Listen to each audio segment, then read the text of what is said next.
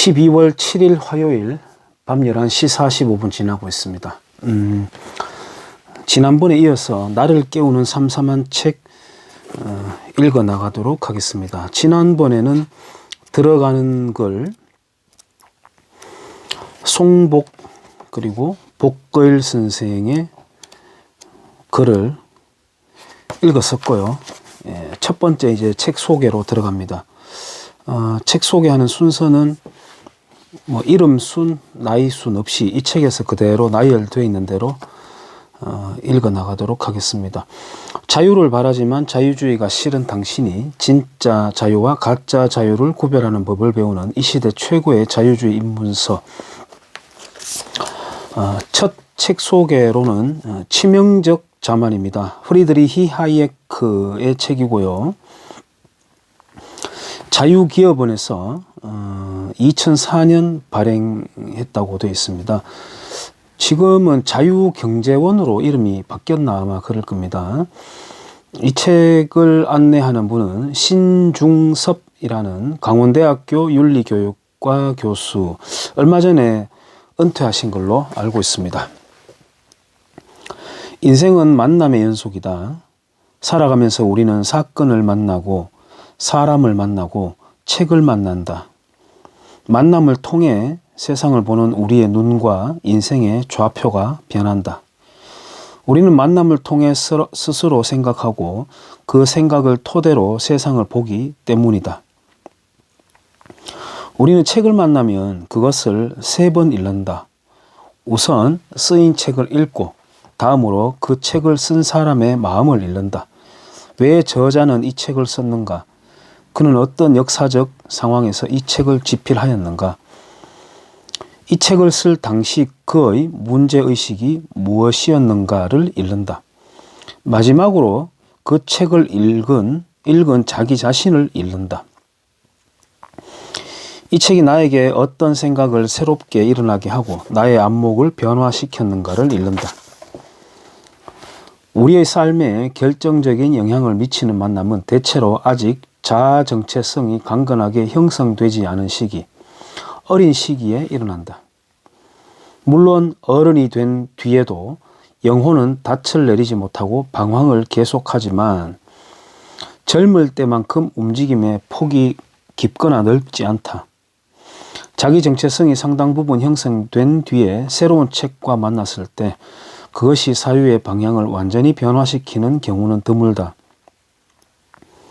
나이 든 사람의 독서는 혁명적인 단절이 아니라 기존의 것에 무엇을 더 보태줌으로써 생각의 폭과 깊이를 더해줄 뿐이다.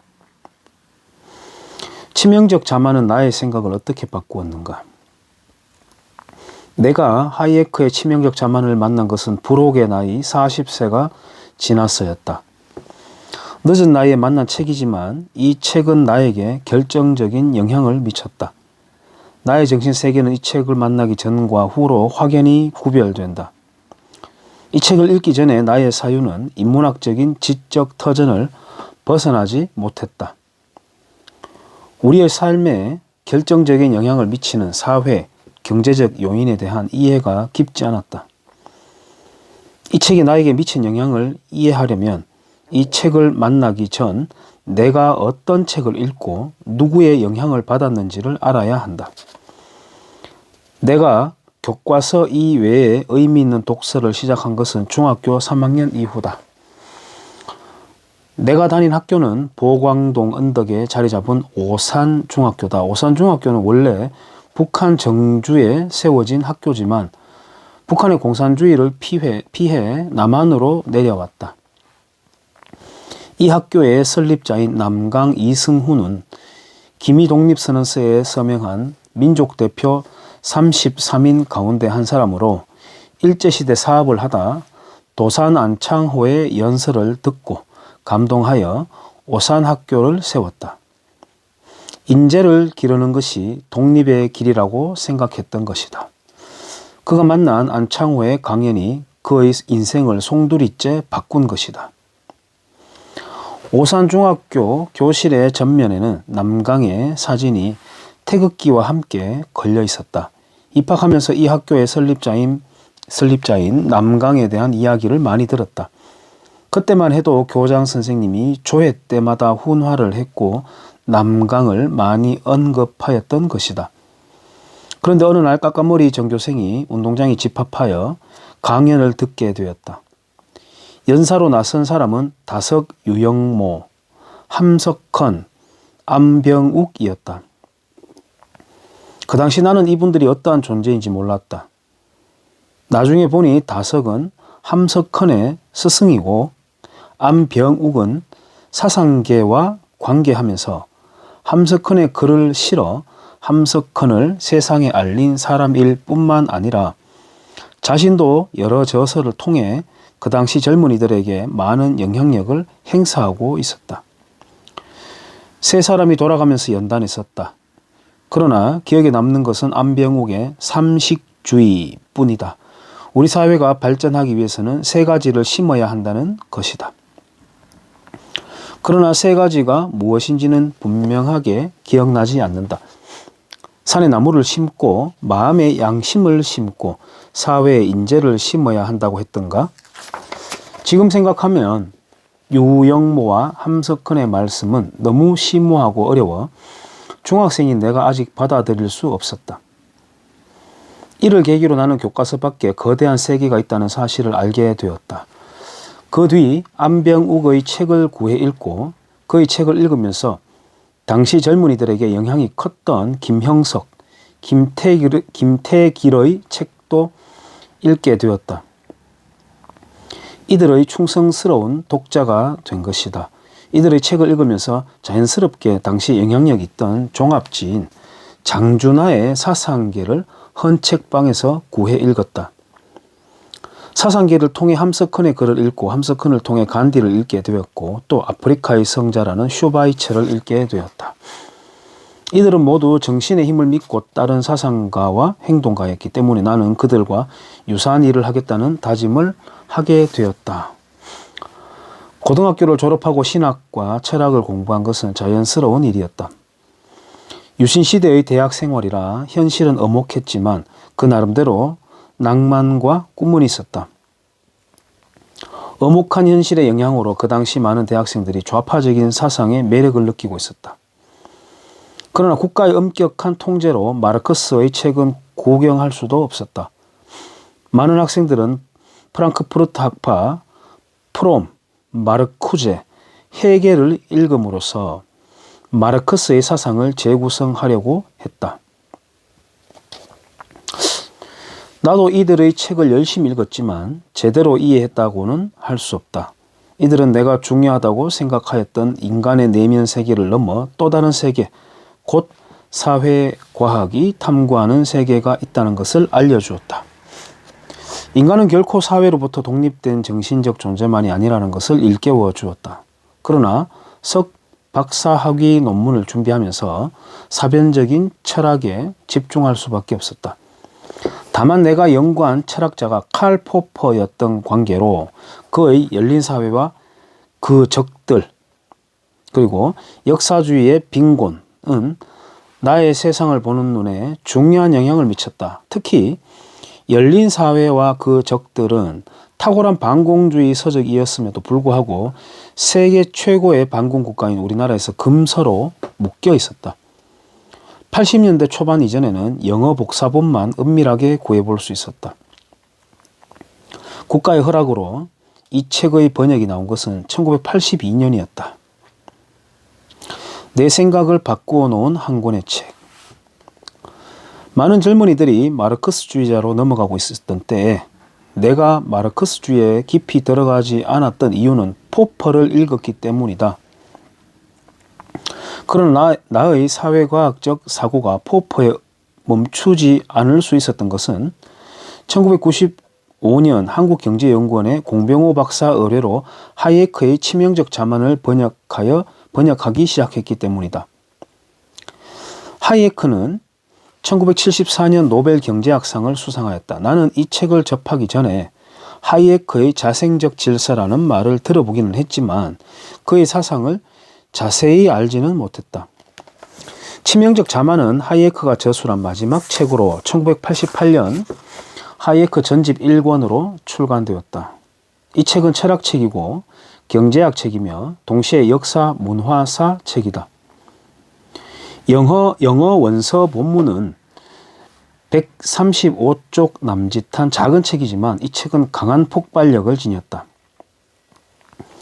기성의 생각을 깨고 새로운 생각을 열어준다. 이 책은 나의 생각을 새롭게 열어 내가 알지 못했던 경제학의 세계로 인도하였다. 하이에크의 자생적 질서 이론을 알게 됨으로써 나는 혁명이 아닌 진화를 신뢰하게 되었다. 인류 문명은 오랜 기간에 걸쳐 진화한 것이지 순간적인 혁명을 통해 형성된 것이 아니다라는 깨달음을 얻은 것이다. 하이에크의 자생적 질서 이론을 통해 자유주의와 자본주의에 대한 이해가 확장됨으로써 나는 우리 사회와 체제가 올바른 이념에 기초하고 있다는 확신을 갖게 되었다. 이렇게 함으로써 나는 비로소 내가 몸담고 있는 사회, 체제에 대해 정당성을 부여하고 그것과 함께 나를 동일시할 수 있게 되었다. 체제에 대한 확신이 없는 사람은 그 체제 안에서 자신의 삶에 대한 확신이 흔들릴 수밖에 없다. 이런 사람은 혁명을 꿈꾸거나 현실로부터 도피하게 된다. 사회주의의 오류라는 부제가 보여주듯 치명적 자만의 주요 과제는 사회주의를 비판하고 자유시장 경제를 옹호하는 것이었다. 우리 시대 가장 영향력 있는 정치운동인 사회주의가 명백한 거짓 전제에 기초하고 있다는 것이다.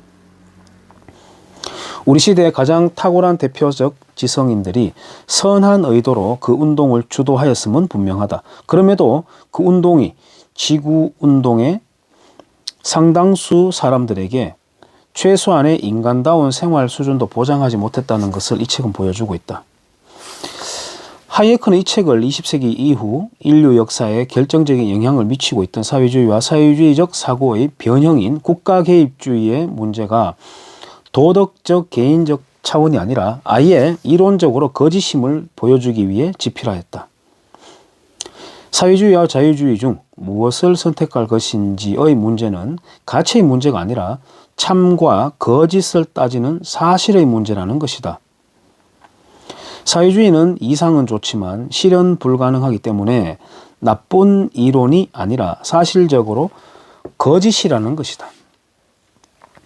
그것은 거짓 이론이며 포퍼의 표현을 빌리자면 거짓으로 밝혀진 사이비과학 이론이다.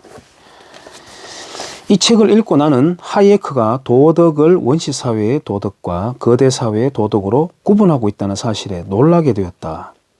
내가 그때까지 알아본 도덕의 특성 가운데 가장 중요한 것은 도덕 유리 보편성을 지녀야 한다는 것이었다.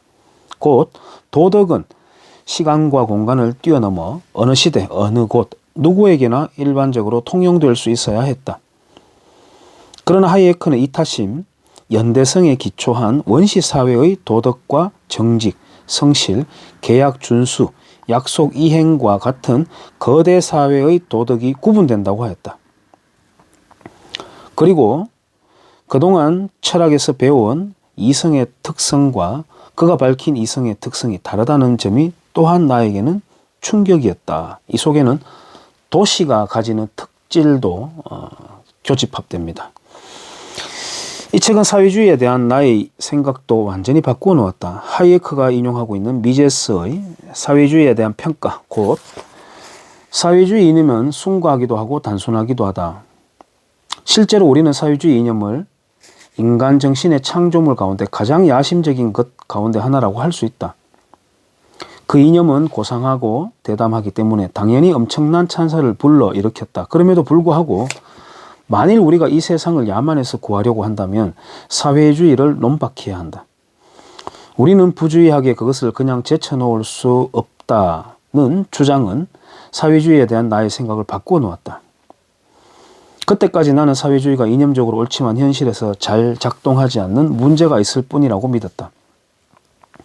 사회주의가 도덕적으로는 자본주의보다 우월하지만 효율성 면에서 자본주의에 뒤진다고 믿었다. 이런 생각이 완전히 잘못이라는 것을 치명적 자만을 통해 알게 되었다. 오늘날의 거대 사회에서 사회주의는 도덕적으로 그리고 인식론적으로 치명적인 문제를 안고 있다는 것을 알게 되었다. 이 책을 읽고 나서 사회주의가 번성하고 시장 질서가 파괴되면 오늘날 우리가 쌓아올린 문명이 파괴될 수밖에 없다는 하이에크의 주장을 받아들이게 되었다. 사회주의자의 도덕을 따른다면 현재 인류 문명의 많은 부분은 파괴되고 나머지 많은 부분도 빈약하게 될 것이라는 사실을 깨닫게 된 것이다. 나는 치명적 자만을 읽고 생각하고 번역하면서 사회주의 이념에 대한 개념 돌파를 할 수 있었다. 이런 개념 돌파를 통해 보이지 않았던 세계를 보게 되었고 보였던 세계를 새롭게 보게 되었다.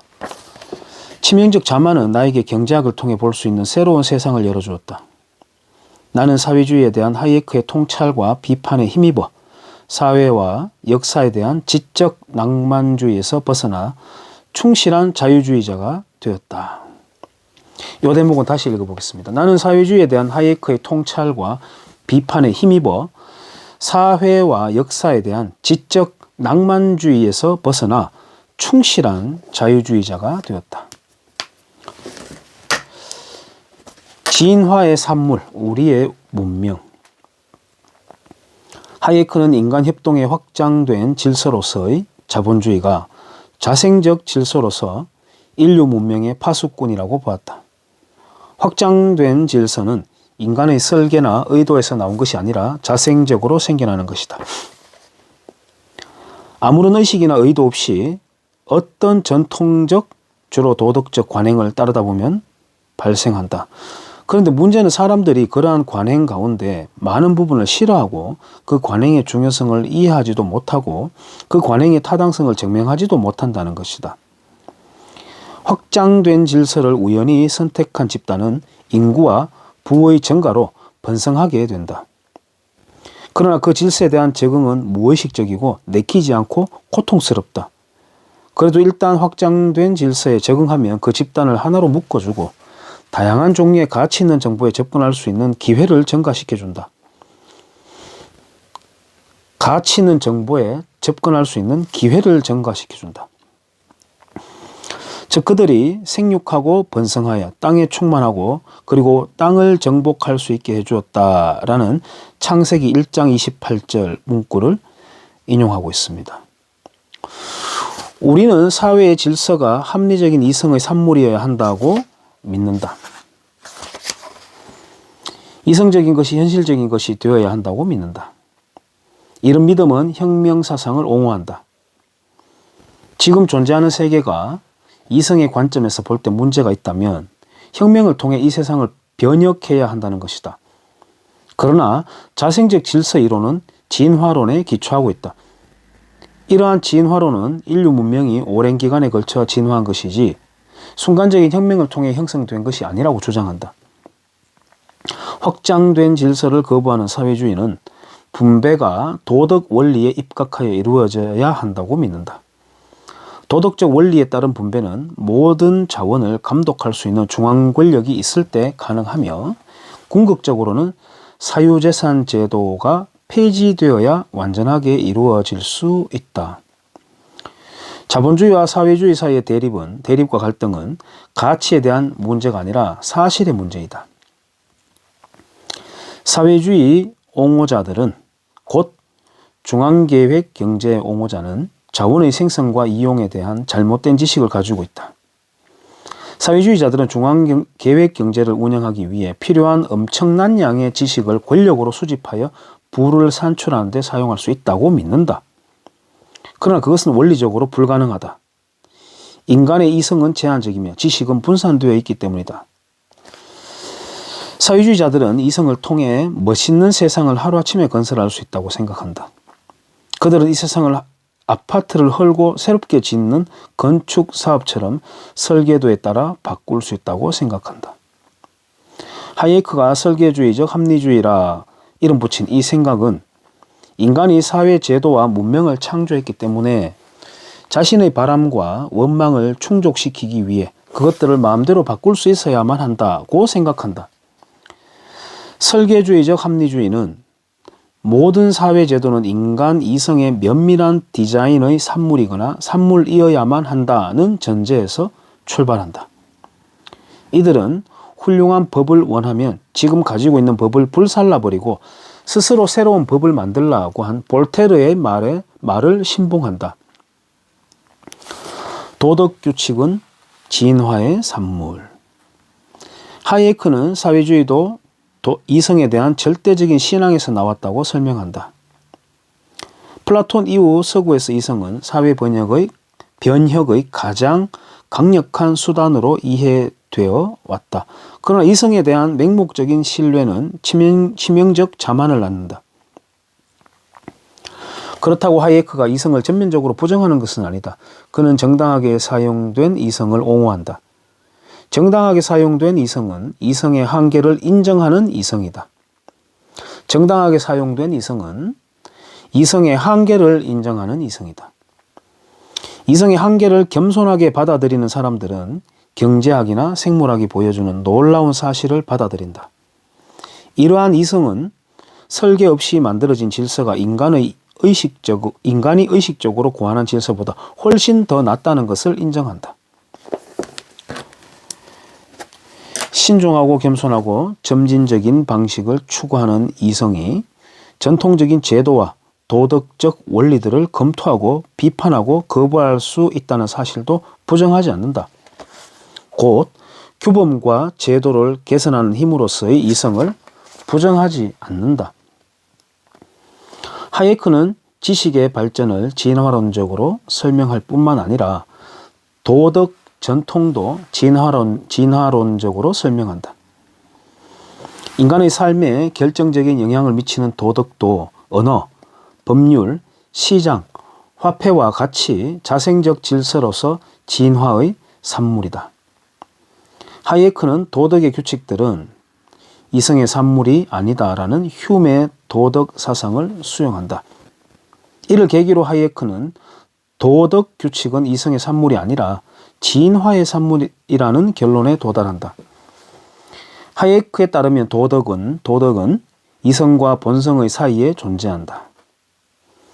우리 문화의 많은 다른 모습들처럼 우리의 도덕적 전통은 순전히 이성의 산물이 아니라 이성과 동시에 발달하였다는 것이다. 하이에크의 이러한 생각은 이성의 초월성을 주장해온 서양 철학의 주류 전통에서 벗어난 것으로 우리에게 새로운 통찰을 제공한다. 이성의 역할에 대한 새로운 해석은 지식에 대한 새로운 관점을 제시하고 이 관점은 우리의 경제적, 정치적 삶에 대해서도 새로운 관점을 제공한다. 지식이 그 본질상 분산되어 있다면 분산된 지식을 잘 활용할 수 있게 하는 제도가 중요하다. 자본주의가 바로 지식을 가장 잘 이용할 수 있도록 해주는 제도라는 것이 하이에크의 생각이다.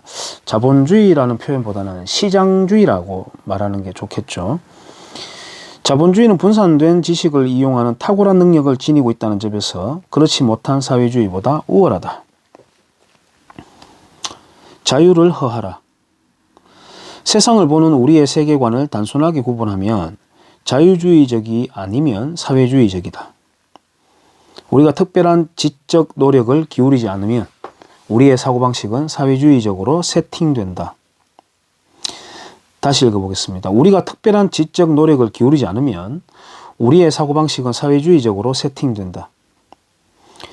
이기주의가 아닌 이타주의, 개인이 아닌 공동체와 연대, 주체적 자아가 아닌 집단적 우리, 자기 책임이 아닌 사회 책임을 많은 사람들이 중시하는 이유는 우리가 그렇게 문학적으로 의식화되어 있기 때문이다.